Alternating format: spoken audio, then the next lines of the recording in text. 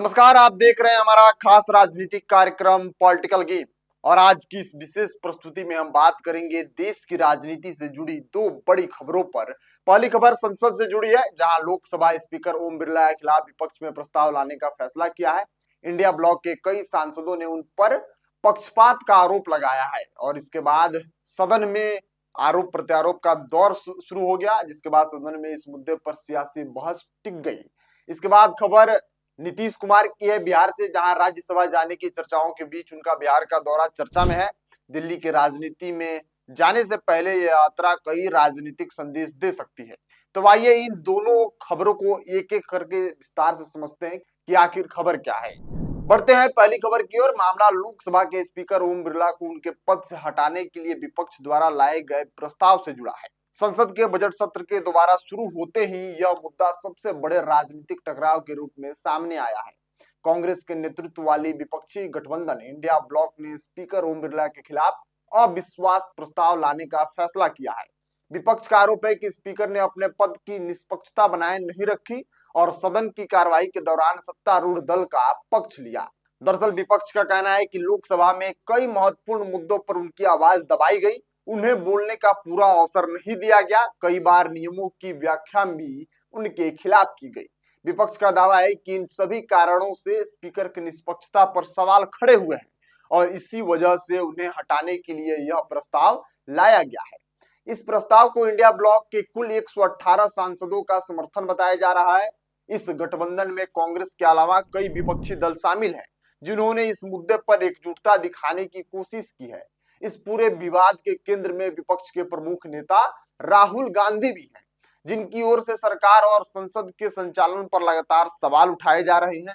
वहीं सत्तारूढ़ पक्ष की ओर से भारतीय जनता पार्टी के नेता इस प्रस्ताव को पूरी तरह से राजनीतिक बताते हुए विपक्ष पर पलटवार करने की तैयारी में है। संसद के अंदर यह टकराव इसलिए भी महत्वपूर्ण माना जा रहा है क्योंकि यह सीधे तौर पर लोकसभा की सर्वोच्च संसदीय कुर्सी से जुड़ा हुआ है।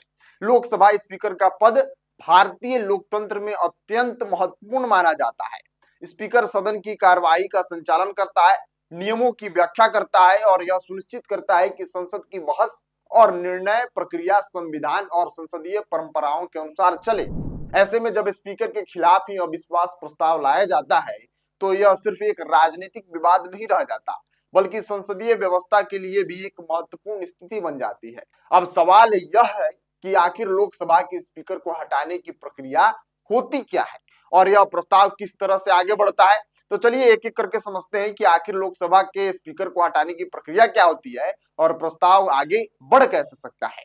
भारतीय संविधान के अनुच्छेद 94 में यह स्पष्ट प्रावधान है कि लोकसभा का स्पीकर या डिप्टी स्पीकर अपने पद पर तब तक बना रहता है जब तक लोकसभा का कार्यकाल समाप्त नहीं हो जाता या जब तक वह स्वयं इस्तीफा नहीं दे देता। लेकिन अगर लोकसभा चाहे तो वह एक प्रस्ताव पारित करके स्पीकर को पद से हटा भी सकती है। इसके लिए एक तय प्रक्रिया का पालन करना पड़ता है। सबसे पहले स्पीकर को हटाने के इरादे के लिए एक औपचारिक नोटिस लोकसभा के महासचिव को दिया जाता है। इस नोटिस को देने के बाद कम से कम 14 दिन का समय देना अनिवार्य होता है, यानी यह कोई अचानक लिया गया फैसला नहीं हो सकता। नोटिस देने वालों सदस्यों को पहले से यह स्पष्ट करना होगा कि वह किस तारीख को सदन में यह प्रस्ताव पेश करेगा। इसके अलावा संसदीय नियमों के अनुसार इस प्रस्ताव पर विचार तभी किया जा सकता है जब कम से कम 50 सांसद इसका समर्थन करें। अगर इतने सांसद प्रस्ताव के पक्ष में खड़े होते हैं तभी सदन में इस पर चर्चा की अनुमति मिलती है। अगर 50 से कम होंगे तो इस पर चर्चा ही नहीं होगी। इस मामले में विपक्ष का दावा है कि उसके पास 118 सांसदों का समर्थन है, जो कि नियमों के अनुसार आवश्यक संख्या से कहीं ज्यादा है। जब ऐसे प्रस्ताव सदन में विचाराधीन होता है तो एक और महत्वपूर्ण नियम लागू होता है। जिस स्पीकर के खिलाफ प्रस्ताव लाया गया है वह उस सदन की कार्यवाही की अध्यक्षता नहीं कर सकता है। हालांकि वह सदन में मौजूद रह सकता है, बहस में हिस्सा ले सकता है और अपनी बात रख सकता है। उसे पहली बार मतदान का अधिकार भी होता है, लेकिन अगर वोट बराबर हो जाएं तो वह निर्णायक वोट नहीं दे सकता। इस मामले में भी यही स्थिति सामने आई है। प्रस्ताव का नोटिस मिलने के बाद स्पीकर ओम बिरला ने खुद को सदन की कार्रवाई के संचालन से अलग कर लिया है ताकि संसदीय परंपराओं का पालन किया जा सके नियमावली तरीके से। अब इस प्रस्ताव पर सदन में चर्चा होगी और उसके बाद मतदान कराया जाएगा। मतदान के दौरान सबसे महत्वपूर्ण सवाल बहुमत का होता है। संविधान के अनुसार स्पीकर को हटाने के लिए प्रस्ताव को लोकसभा में कुल मौजूदा सदस्यों के बहुमत से पारित होना जरूरी होता है। लोकसभा में कुल सदस्यों की संख्या 543 है। अगर सभी सीटें भरी हुई तो बहुमत का आंकड़ा 272 के आसपास होता है। यानी प्रस्ताव को पास कराने के लिए विपक्ष को इतने सांसदों का समर्थन जुटाना होगा। यही वजह है जहां इस प्रस्ताव की राजनीतिक संभावनाएं कमजोर नजर आ जाती हैं, क्योंकि इस समय केंद्र में भारतीय जनता पार्टी के नेतृत्व वाला एनडीए गठबंधन मजबूत बहुमत के साथ सत्ता में है। एनडीए के पास लोकसभा में पर्याप्त संख्या है, जिसके चलते विपक्ष के लिए बहुमत जुटाना बेहद कठिन माना जा रहा है। यही वजह है कि कई राजनीतिक विश्लेषक मानते हैं कि यह प्रस्ताव पारित होना लगभग असंभव है। लेकिन इसके बावजूद विपक्ष ने यह कदम उठाया है। इसके पीछे भी एक स्पष्ट राजनीतिक रणनीति बताई जा रही है। विशेषज्ञों का मानना है कि विपक्ष इस प्रस्ताव के जरिए संसद के अंदर और बाहर एक बड़ा राजनीतिक संदेश देना चाहता है। वह यह दिखाना चाहता है कि संसद के संचालन को लेकर उसके गंभीर सवाल हैं और वह इन मुद्दों को सार्वजनिक बहस का हिस्सा बनाना नहीं चाहता है। इस मामले में एक और दिलचस्प राजनीति पहले सामने आया है। पश्चिम बंगाल की सत्तारूढ़ party all India Trinamool Congress ने शुरुआत में इस प्रस्ताव पर हस्ताक्षर करने में थोड़ी हिचकिचाहट दिखाई थी, लेकिन बाद में पार्टी ने यह स्पष्ट कर दिया कि उसके सांसद इस प्रस्ताव का समर्थन करेंगे। यह फैसला इसलिए भी महत्वपूर्ण माना जा रहा है क्योंकि पश्चिम बंगाल में चुनावी माहौल धीरे धीरे बन रहा है और ऐसे समय में विपक्षी दल केंद्र सरकार के खिलाफ एकजुटता दिखाने की पूरी कोशिश कर रहे हैं। कुल मिलाकर देखा जाए तो लोकसभा स्पीकर के खिलाफ यह प्रस्ताव संसद की राजनीति में एक बड़ा घटनाक्रम बताया जा रहा है। भले ही संख्या बल के आधार पर इसके पारित होने की संभावना बेहद कम मानी जा रही हो, लेकिन यह मुद्दा संसद के भीतर सत्ता और विपक्ष के बीच बढ़ते टकराव को जरूर उजागर करता है।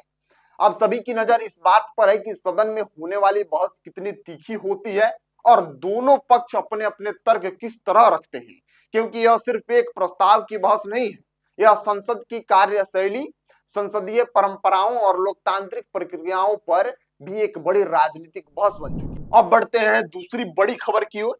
बिहार के मुख्यमंत्री नीतीश कुमार ने लगभग 2 दशकों तक राज्य की सत्ता संभालने के बाद अब केंद्र की राजनीति की ओर कदम बढ़ाने का फैसला कर लिया है। खबर लगभग तय मानी जा रही है कि वे राज्यसभा जाएंगे और दिल्ली की राजनीति में सक्रिय भूमिका निभाएंगे।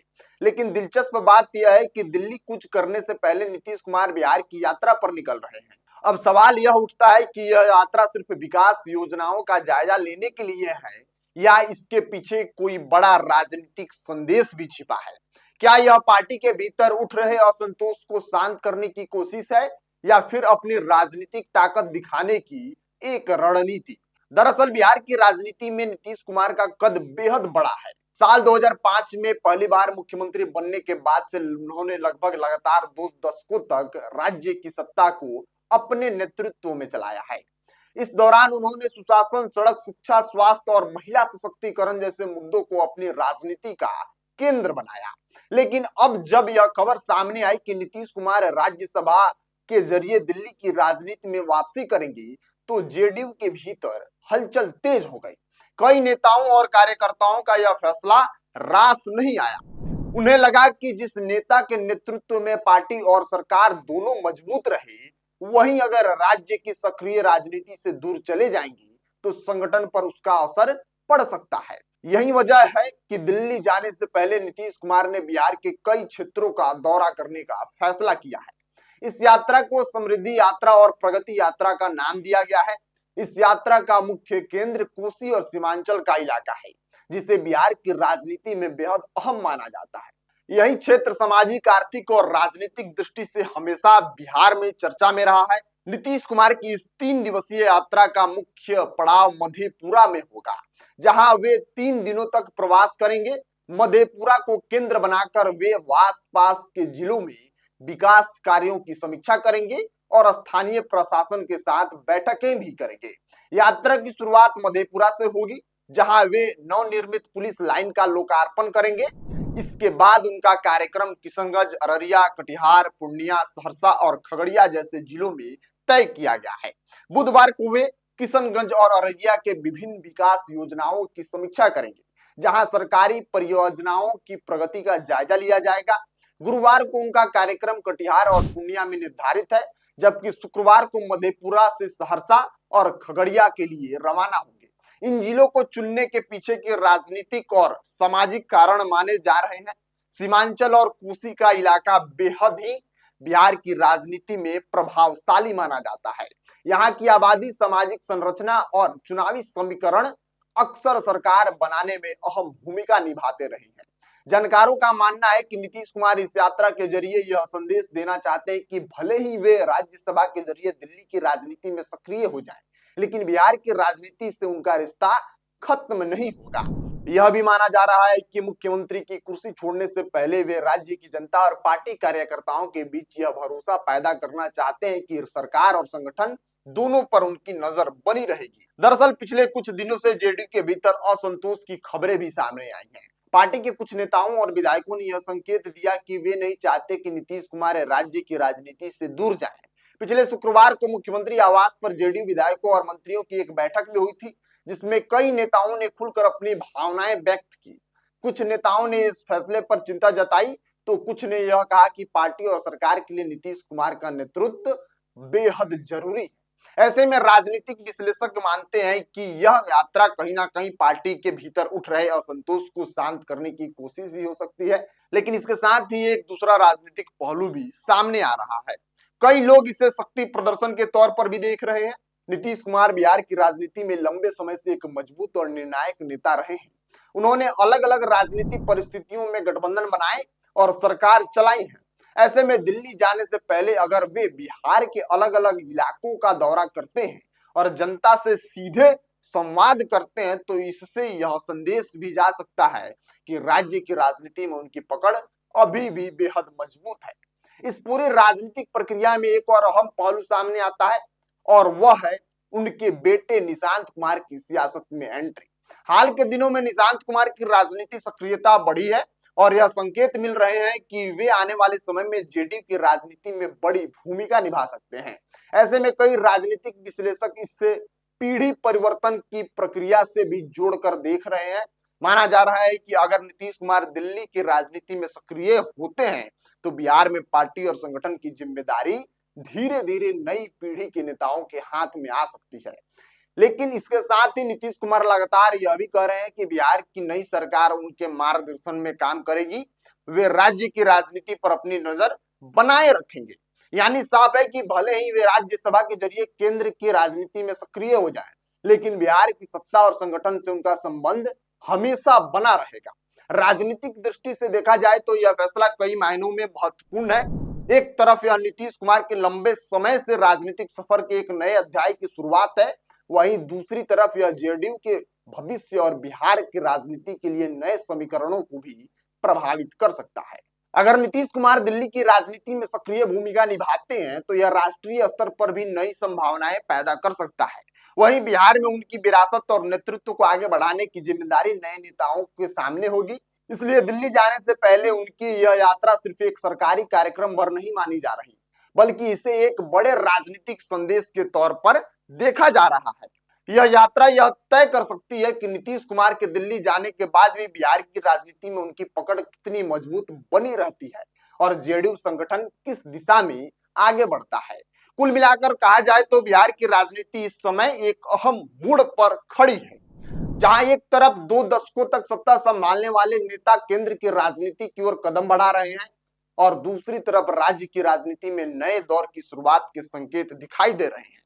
अब देखना यह होगा कि नीतीश कुमार की यह यात्रा सिर्फ विकास योजनाओं की समीक्षा तक सीमित रहती है या फिर इसके जरिए बिहार और देश की राजनीति में कोई बड़ा संदेश भी सामने आता है। कुल मिलाकर आज की दोनों खबरें देश की राजनीति में बड़े बदलाव और टकराव के संकेत दे रही हैं। एक तरफ संसद में लोकसभा स्पीकर ओम बिरला को हटाने के प्रस्ताव को लेकर सत्ता और विपक्ष आमने सामने नजर आ रहे हैं, जहां संख्या बल भले ही सत्तारूढ़ पक्ष के साथ हो, लेकिन विपक्ष इस मुद्दे को बड़ा राजनीतिक संदेश बनाने की कोशिश कर रहा है। वहीं दूसरी तरफ बिहार में मुख्यमंत्री नीतीश कुमार का दिल्ली की राजनीति की ओर बढ़ता कदम और उससे पहले उनका बिहार का दौरा यह संकेत दे रहा है कि आने वाले समय में राज्य की सियासत एक नए दौर में प्रवेश कर सकती है। अब देखना यह होगा कि संसद में यह सियासी टकराव किस दिशा में जाता है और बिहार में बदलते राजनीतिक समीकरण आगे क्या तस्वीर पेश करते हैं। फिलहाल इन दोनों घटनाक्रमों पर देश की राजनीति की नजर टिकी हुई है और आप भी इस घटना पे नजर बनाए रखें। हम हर एक अपडेट आप तक पहुंचाते रहेंगे। बाकी आप देख रहे थे नेक्स्ट जन ब्रॉडकास्ट में, हूं आपके साथ शुभम उपाध्याय। बहुत बहुत धन्यवाद आपका।